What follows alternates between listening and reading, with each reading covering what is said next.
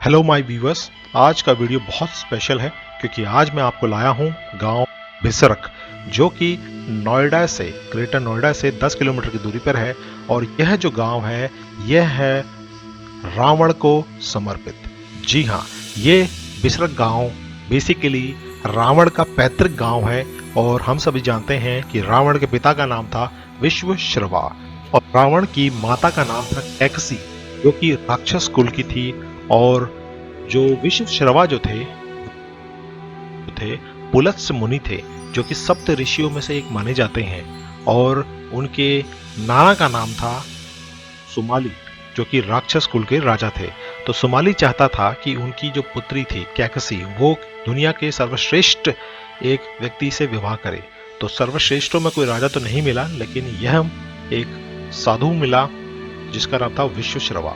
तो उसी से उत्पन्न करना था उनको एक महान पुत्र, जो कि रावण के रूप में उनको मिला। तो यह जो पैतृक गांव है बिसरख विश्वश्रवा मुनि के नाम पर पड़ा है।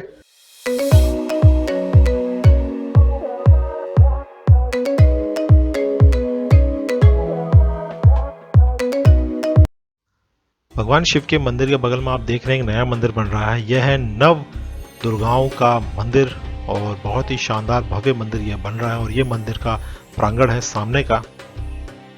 तो अब दोस्तों ये देख रहे हैं आपके सामने, यहाँ पर वह शिवलिंग है जिस पर भगवान शिव की आराधना करते थे विश्वश्रवा मुनि, रावण और उनके भाई बहन। और इस वक्त जब हम पहुंचे तो देखिए यहाँ पर भगवान शिव का जो जलाभिषेक, रुद्राभिषेक चल रहा था, उस पूजा के बाद में हमें इस शिवलिंग के सामने जाने का मौका मिला। ऑक्टागोनल यह शिव मंदिर है। ऐसा माना जाता है कि 2.5 फीट ये ऊपर है और 8 फीट जमीन के नीचे है। और जमीन के नीचे वहां पर एक सुरंग हुआ करती थी, जो मैं आपको थोड़ी देर में दिखाऊंगा। उस सुरंग के द्वारा विश्वा मुनि ट्रेवल करते थे अपने ससुराल तक।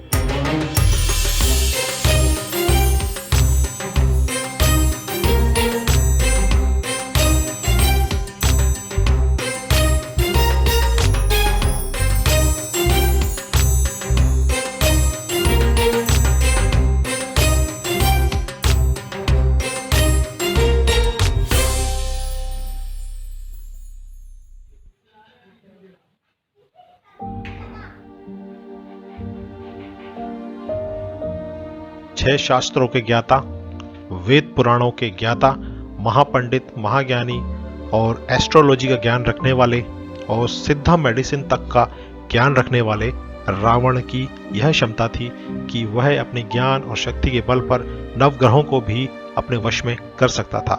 तो देवताओं को बहुत भारी नुकसान पहुंचाना यहाँ था उन्होंने। और ये देखिए आपके सामने, यह विश्रवा मुनि है और भगवान शिव के ये उपासक थे। भगवान शिव इनसे प्रसन्न हुए थे, ठीक है।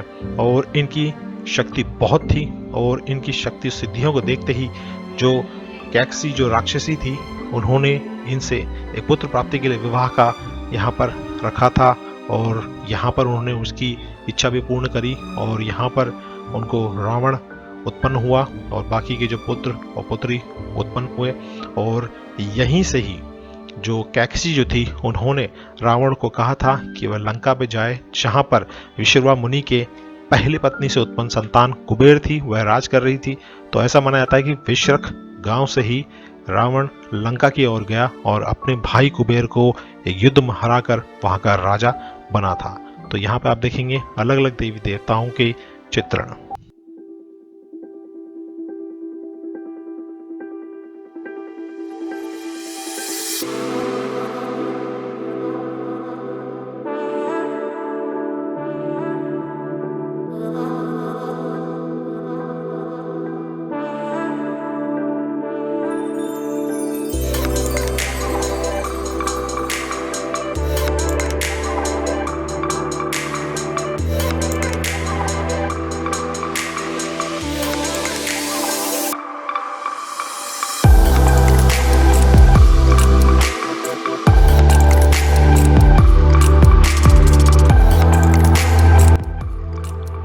दोस्तों अब आप देखेंगे यह है शिव तांडव स्तोत्रम। जब रावण भगवान शिव को लेने के लिए गया था और कैलाश पर्वत उठा लिया तो भगवान शिव ने उसे कैलाश के नीचे दबा दिया था। दबे दबे भगवान को प्रसन्न करने के लिए उन्होंने शिव तांडव स्तोत्रम, और यह है आपके सामने शिव तांडव स्तोत्रम है। अब आप यहाँ के महाराज जी से मिलेंगे और जानेंगे इस मंदिर का इतिहास। ये जो है ये विश्वेश्वरवा ऋषि की सुरंग थी, और विश्वेश्वरवा ऋषि जो है गाजियाबाद दुधेश्वर नाथ मंदिर जो है उस पर जाते थे, और मेरठ में उनकी ससुराल थी तो मेरठ जाते थे। और ये मंदिर का कुछ प्राचीन इतिहास, मतलब मंदिर जो है प्राचीन इतिहास इसका जो है ब्रह्मा जी के मानस पुत्र पुलस्त मुनि, और पुलस्त मुनि और ब्रह्मा जी के द्वारा ये शिवलिंग जो है ना स्वयं प्रकट करा गया। और पुलस्त मुनि के बेटा हुए विश्वेश्वरवा ऋषि, और विश्वेश्वरवा के रावण, कुबेर, कुंभकर्ण, विभीषण, मेघनाथ, शूर्पणखा ये सब हुए, तो उनका ये आश्रम रहा। यहाँ पर रावण जी जो है उनकी मूर्ति क्यों नहीं है? रावण जी की मूर्ति ऐसा है गेट के पास बनी हुई है, छोटा सा जी, सीमेंट से हमने बना रखा है, और कम से कम 1-2 रुपया में मूर्ति नहीं बनेगी, कम से कम 10-15 लाख रुपए चाहिए। फिर उसके लिए जो मंदिर बनाने को भी पैसा चाहिए। ये मंदिर आज तक कोई टेस्ट में मंदिर हमने आज तक नहीं टेस्ट कोई बनाया है। ये आकाश वृत्ति चलता है मंदिर, पब्लिक के द्वारा मंदिर ये चलता है। इसका जो है खर्चा वर्चा जो है कोई टेस्ट का जो है वैसा धन नहीं आता है इसमें, जो कि दुनिया भरे का धन लूट मारी का और खसोट मारी का धन आता है। इसमें जो सात्विक विचार के जो कोई दे जाता है उसमें गौ सेवा में लग जाता है, कुछ मंदिर में लग जाता है। ठीक है, आपको सरकार की तरफ से कोई मदद कभी कुछ मिली? सरकार के तरफ से अभी तक जो है ना कोई ऐसी विशेष यहाँ के लिए कोई मदद नहीं मिली। थोड़ी सी एक बार पुरातत्व विभाग में थोड़ी सी मदद मिली थी, और एक बार नोएडा प्राधिकरण से मदद मिली थी। तो उसमें जो है ना कुछ पत्थर लग गया था, यहाँ कुछ भवन का निर्माण हो गया था। बाकी कोई उसके बाद में एक बार से दोबारा कोई मदद यहाँ नहीं मिली। जितने आश्रम और किला होते थे ऋषि महात्माओं के, वो नदी या जमुना के किनारे बनाए जाते थे। तो पहले यहाँ कभी जमुना बहती थी, और ये जो गांव है ये कभी बिसरक जलालाबाद नाम का शहर था। जलालाबाद जो है ना जमुना के उस पार था, बिसरक जो है इस पार था। तो जलालाबाद नाम का जो शहर था वो ख़त्म हो गया, नष्ट हो गया, बिसरक रह गया।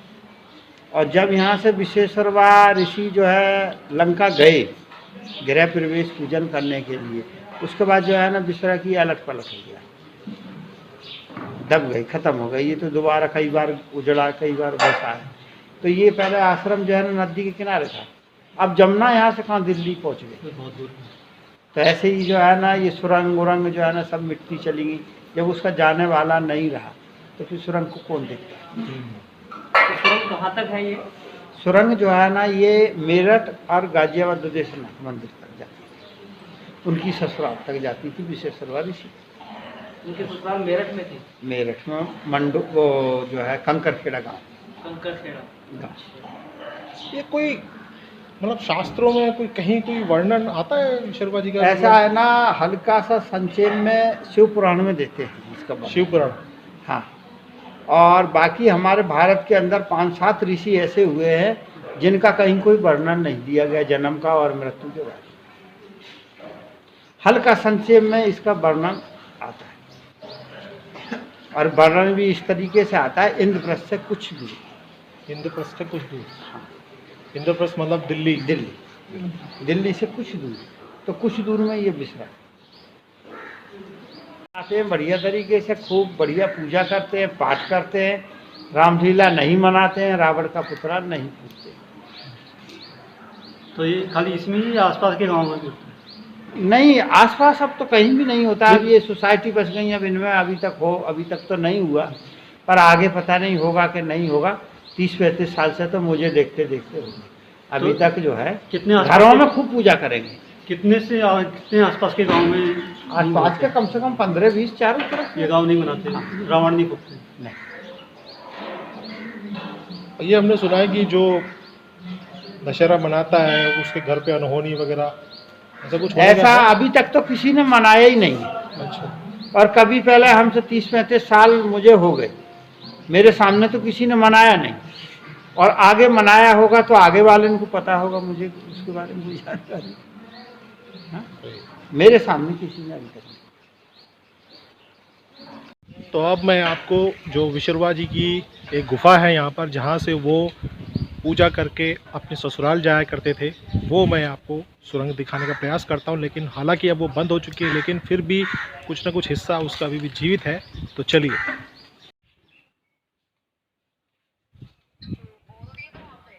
बोल दिया।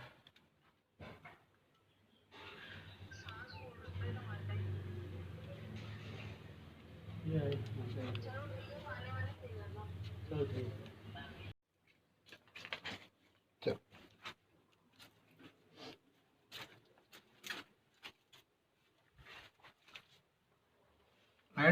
इधर जरा, ये पानी के सड़न की बदबू है बिल्कुल। कुछ इस प्रकार से है दोस्तों। इससे ज़्यादा नीचे नहीं जा सकते। इसके नीचे कुछ नहीं जाता है, बहुत ज़्यादा सड़न है यहाँ पे। ये देख सकते हैं आप लोग, सीढ़ी है, बहुत ज़्यादा अंधेरा, बहुत ज़्यादा। फिर भी कोशिश कर रहा हूँ मैं आपको थोड़ा बहुत पार्ट दिखा दूँ। ये देखिए अंदर, ये कुछ ऐसे पानी का कुंड सा है यहाँ पे। तो चलिए, बहुत बदबू आ रही है, ऊपर चलते हैं। तो मित्रों, हम रावण से क्या सीख ले सकते हैं? हम यही सीख ले सकते हैं कि कोई भी व्यक्ति कितना भी ज्ञानी हो, कितना भी महाज्ञानी हो, कितना भी बलशाली हो, अगर उसे किसी बात का घमंड हुआ, अगर उसे अपने बल और बुद्धि का घमंड हुआ, तो वह एक ना एक दिन मिट्टी में मिलता है। तो एक शक्ति होने के बावजूद भी एक मनुष्य ने उसका वध किया था। तो यह हम सबके लिए शिक्षा है कि अपने जीवन में कभी घमंड ना करें, एक नॉर्मल इंसान की तरह जीवन जिएं।